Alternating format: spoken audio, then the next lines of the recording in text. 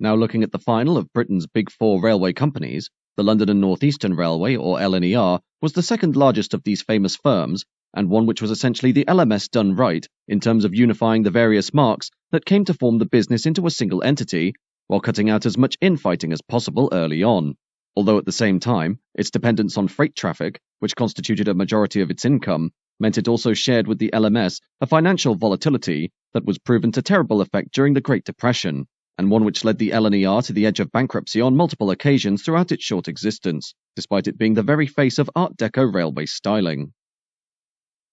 The LNER, which was originally to be known as the Great Northern Railway Company and the North Eastern Railway Company, was formed through the amalgamation of the Great Central, Great Eastern, Great Northern, Hull and Barnsley, North Eastern, North British, and Great North of Scotland railway companies, although in preparation for grouping, the Hull and Barnsley had been acquired from April 1, 1922, by the North Eastern Railway, the collaboration of these 7 constituent companies into a single entity, creating an incredibly mixed bag when it came to financial and operational stability, incorporating the winners of the Great Northern, North Eastern and North British Railways, who provided a through route between London and Edinburgh via York and Newcastle along the east coast of England, and accounted for vast sums of income thanks to their strong passenger and freight contracts, while other aspects of the company proved to be significant losers, as was the case with the Great Central, which, while profitable in its northern extents, was weighed down by the disastrous creation of the London Extension, part of a wider plan to connect northern England with London and France via an ambitious proposal for a Channel tunnel, but ultimately failed to come fully to fruition, leading to a largely unique railway built to a European loading gauge, but one that was barely competitive in terms of traffic against the West Coast, East Coast and Midland main lines for service north out of London. Based on these factors, there was a great expectation that the LNER would fall into the similar situation of the LMS, in that severe infighting caused by long-time rivals, being forced together in an unhappy union, would lead to no progress being made, and subsequently a disjointed forward policy that would cause major financial damage, though much of this potential outcome was thankfully averted due to the efforts of the LNER's first chairman, William Whitlaw, former chairman of the North British and Highland Railways, and a man who had the ability to create strong personal connections with the workforce that made him much loved among staff, Whitlaw not being the original choice for chairman, as figures in the more significant North Eastern, Great Eastern and Great Northern Railways had been considered more appropriate for the task, but were sidelined by virtue of the advancing age of Chairman Lord Claude Hamilton of the Great Eastern and Lord Knaresborough of the North Eastern, both of whom were in their late 70s, while Sir Eric Geddes, the man instrumental in formulating the Big Four railway companies, was also proposed for the role, but was instead retained by the government for a ministerial post, Whitlaw ultimately being chosen for the task due to his strong acumen, good working relationship with the staff, and the fact that his Scottish roots would help to unify the company's entities north of the border. With Whitlaw at the helm, he quickly ensured that the LNER would allow a certain degree of autonomy to the various firms that came together to form it, rather than these individual companies being simply colonies of the expanded empire of the strongest mark, in this case the North Eastern Railway. One of his first acts being to allow the Scottish elements of the business their own general management north of the border that could organise operations to suit the extensive mainline and branch line networks of the Highlands and Lowlands, Sir Ralph Wedgwood being appointed general manager of the LNER, while the role of chief mechanical engineer went to Sir Nigel Gresley of the Great Northern Railway, the LNER being broken up into 3 operational districts, the Southern Area, the North Eastern Area, and the Scottish Area, the Southern incorporating the former Great Northern Railway out of London King's Cross, the Great Eastern out of Liverpool Street, and the Great Central out of Marylebone, while the North Eastern handled the former assets of the eponymous North Eastern and Hull and Barnsley, while the Scottish area took on the former North British and Great North of Scotland railway elements. Among these regions, each illustrated both strong advantages and disadvantages, the Southern area being supported primarily by the high-density commuter services of the Great Northern and Great Eastern, together with lavish expresses to northern England and boat trains to the Essex port of Harwich, while the North Eastern carried a majority of the LNER's profits through its heavy freight contracts including coal, manufactured goods, steel, and import and export cargo, ultimately accounting for over 60% of the LNER's income, while the Scottish area presented a neat mixture of both freight and passenger work that kept it financially buoyant in the industrial lowlands, while the Highlands proved to be a major loss-maker due to a lack of heavy industry and a small passenger market, as signified with the 141-mile West Highland Line of 1901, which, though superbly engineered and smooth to ride on, had absolutely no financially sustainable business case to justify its operation, and remained in work simply by virtue of the fact that it was the only viable connection to the West Highland region of Scotland, the biggest drawback for the LNER being the London extension of the Great Central, which only saw consistent earnings on its smartly timed and lavishly appointed expresses between London and Manchester that won on prestige, while not being competitive in terms of journey times against the West Coast main line out of Euston, while the Great Central's attention to comfortable travel was also illustrated in its high-density commuter services from Marylebone to High Wycombe and Aylesbury, which employed clean, spacious carriages as opposed to the cramped and dirty high-density stock used on the Great Northern out of King's Cross.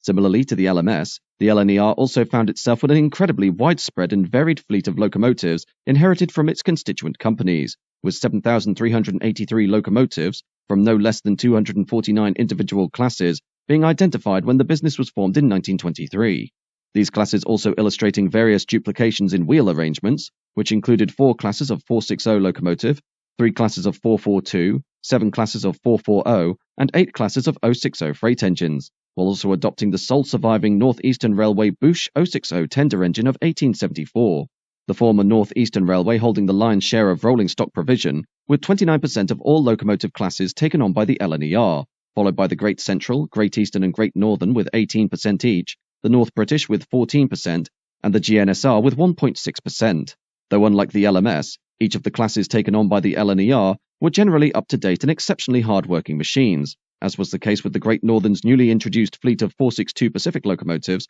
that were rapidly becoming the power of East Coast expresses out of King's Cross. Though some very early innovations that could have easily put the LNER far ahead of its rivals were unfortunately not carried through to fruition in a time when they would have made a significant difference, including one proposal to introduce electrification between York and Newcastle by engineer Sir Vincent Raven, which even included the production of a prototype electric during 1925, dubbed LNER No. 13. This being dropped in favour of developing further Pacific-class steam engines, while in order to standardise the braking system of the constituent companies going forward, the decision was made to adopt vacuum brakes as the standard configuration rather than the far more successful Westinghouse design, which would cause major headaches further down the line.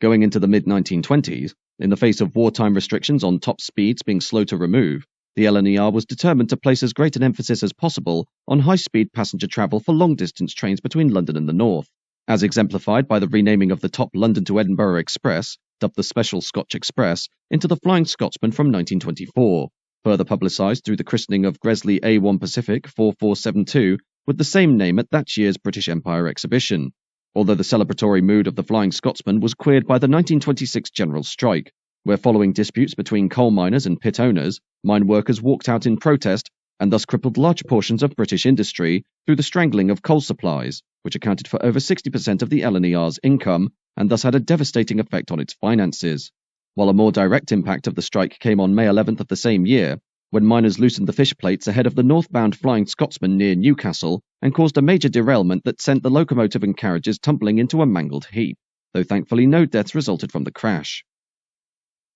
However, despite the 1926 general strike costing the LNER a fortune in lost business, it was still able to function regardless, as while large numbers of men belonging to the National Union of Railwaymen, the Associated Society of Locomotive Engineers and Firemen, and the Railway Clerks Association also walked out in support of their coal mining brethren, the LNER was able to maintain at least 500 daily train operations during the peak of the strike, thanks to a mixture of non-striking railwaymen and engine drivers, clerical staff, and even outside volunteers stepping in to fill as many roles as they could, with the management ordering a reduction of speed and trains to be worked with caution signals throughout their journey to ensure the continued safety of the network in light of the lower staff numbers. The end of the strike on May 12, 1926, allowing the LNER to once again focus as much of its efforts as possible on pushing up the speed of its trains, exemplified through the creation of a 60-minute schedule for the fastest trains between Edinburgh and Glasgow, the introduction of Gresley Pacifics on Great Central services out of Marylebone, and the creation of a non-stop timetable for the Flying Scotsman,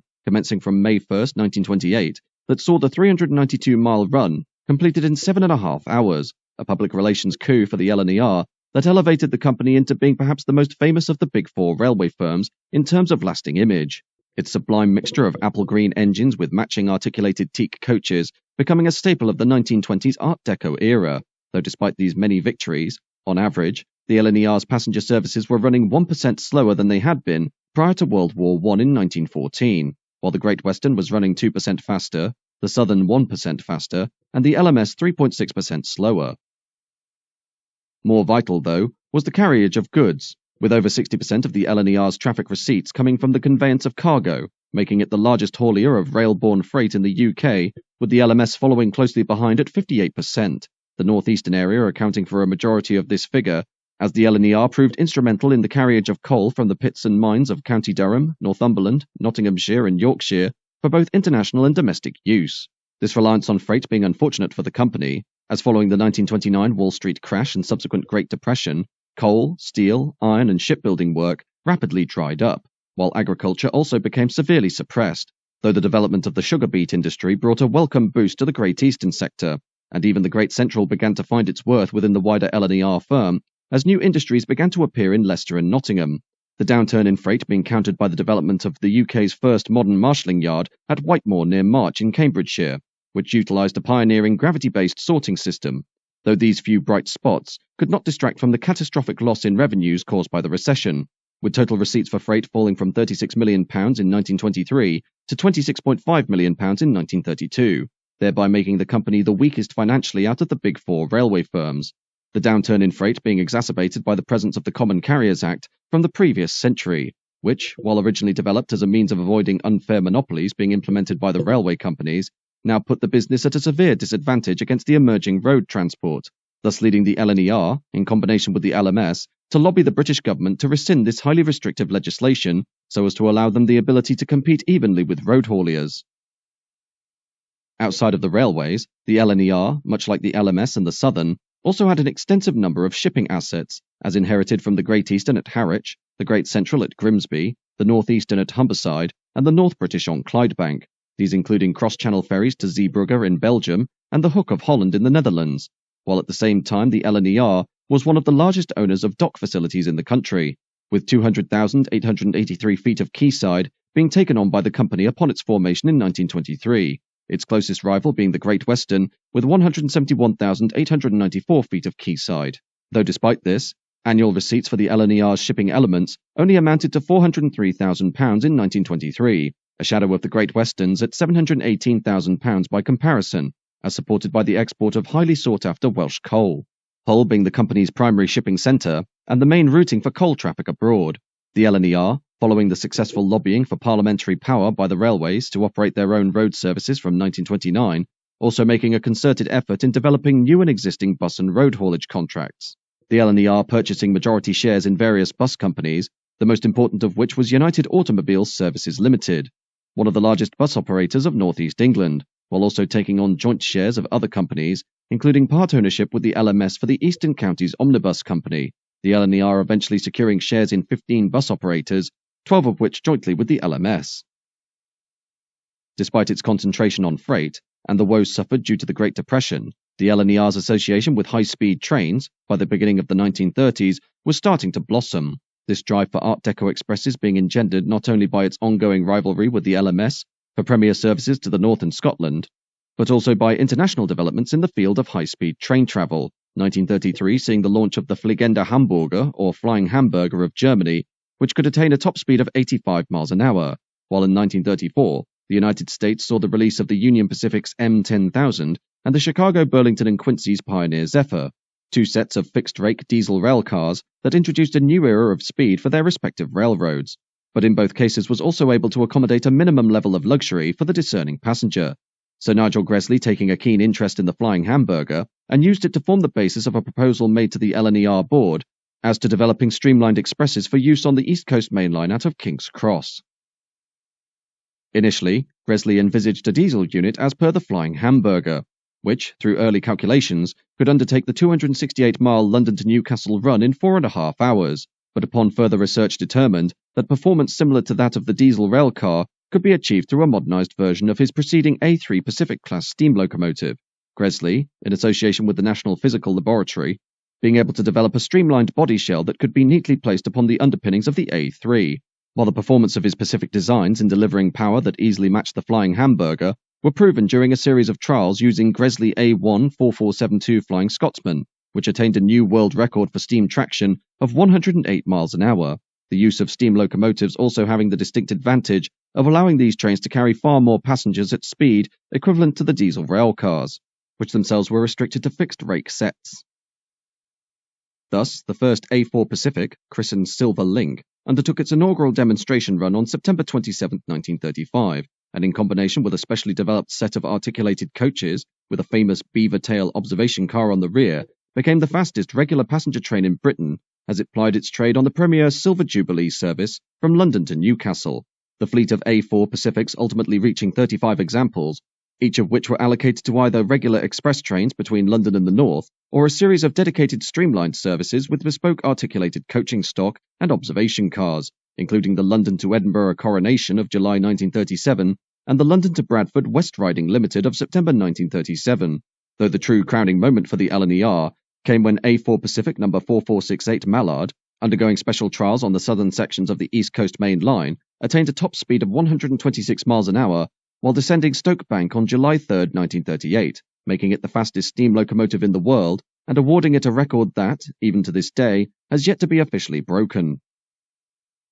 Streamlining of LNER locomotives wasn't just restricted to the A4s, though. As preceding these distinctive engines came the experimental Class W1 No. 10,000, nicknamed Hush Hush due to its secrecy, which was launched in 1929, the sole class member being used to test a high-pressure water tube boiler that led, in part, to the development of Gresley's rebuilt A3 Pacific class that was a whole-scale improvement to his original Great Northern Class A1s of the 1920s, the W1 eventually being rebuilt into a guise more in line with the A4s during 1936, but retained its original number of 10,000, while other streamliners of the LNER included a small fleet of 6 Class P2 282s that were built for heavy Edinburgh to Aberdeen expresses, though these two were ultimately rebuilt to adopt an A4-based aesthetic, and for the premier East Anglian service between London, Liverpool Street and Norwich, 2 of Gresley's B17 460s were clad in A4-style streamlining solely for publicity purposes, B17's 2859 Norwich City and 2870 Tottenham Hotspur being rechristened to East Anglian and City of London, the streamlined cosmetics having little benefit to the overall performance of these engines and were done purely for image. Behind the aesthetics, however, there were many drawbacks to the LNER's choice of steam-powered high-speed trains, as while they were exceptional things of beauty, and by far the stylistic pinnacle of steam traction design, they also demonstrated the company's preference to take short-term solutions with existing technology rather than placing investment on upcoming advances in propulsion, as had been the case with the dropping of the proposed electrification between Newcastle and York, and the continuation of a Great Eastern proposal to electrify high-frequency suburban trains out of Liverpool Street, all short-term solutions to long-term problems, especially as road and air transport alternatives began to emerge during the 1930s, though the LNER wasn't completely opposed to major investments in infrastructure, as was the case with the New Works programme of 1935, which included proposals to electrify the former Great Central's Woodhead route between Sheffield, Wath and Manchester with 1500-volt DC overhead wires, the extension of automatic train control, station improvements at King's Cross, York and Doncaster, various improvements to running lines including the doubling of the Clacton and Felixstowe branches,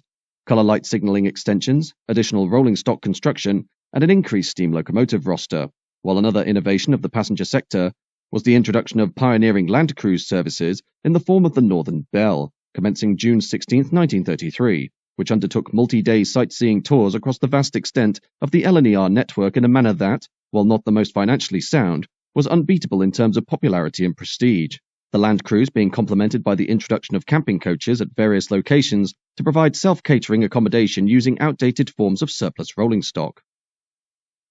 Going into the late 1930s, the LNER was now more focused than ever on improving the passenger potential of its trains, with mixed results, the Flying Scotsman by 1938 running the London to Edinburgh journey in 7 hours exactly, 15 minutes faster than it had done in 1936, while between 1935 and 1938, the pre-existing Tyneside Electrics, which had been formed in 1904 by the North Eastern Railway to serve various commuter routes around the Newcastle area, was extended to South Shields, and new rolling stock was introduced from 1937 to replace aging North Eastern stock from 1904, though despite these improvements, there were some setbacks to the LNER's passenger train policy after 1935, including the loss of the vital Aberdeen commuter services, which were withdrawn in April 1937 following sustained losses due to competition from electric tramways and buses. While unlike the rival LMS, which demanded a standard 60-mile-an-hour average speed for all mainline intercity services, the LNER opted to merely accelerate individual expresses, thus leading to the average speed of LNER services to be generally slower than the LMS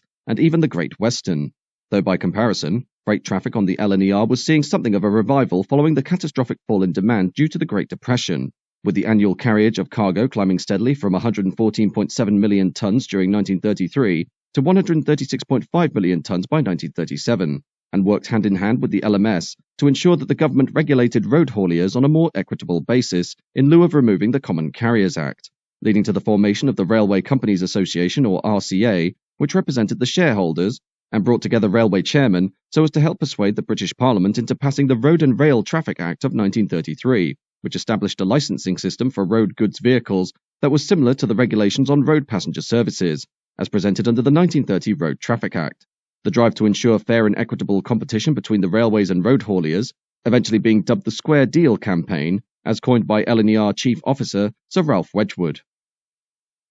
Sadly, the LNER's drive to push back against the rising tide of road haulage companies was curtailed by the start of World War II in 1939, during which the company was essentially nationalised under the auspices of the Railway Executive, an arm of the government tasked with controlling the operations of the former Big Four so as to help support the war effort, the LNER facing the brunt of the Luftwaffe's wrath particularly hard throughout the conflict due to its proximity to the East Coast, thus putting its many vital assets within easy reach of air raids being conducted from the near continent, the port facilities at Hull, together with the steel manufacturing centre of Sheffield, being hit particularly hard by sustained bombing, while its many industrial branch lines and sidings into the East End and Docklands of London were also heavily damaged during the infamous Blitz, with King's Cross Station taking a direct hit on the night of May 11, 1941, when two 1,000-pound bombs struck the general offices alongside Platform 8, which brought down part of the famous barrel roof, while on the very same night, Liverpool Street Station took a direct hit on what was then the General Manager's headquarters, perhaps the most infamous raid on the LNER's territory during World War II,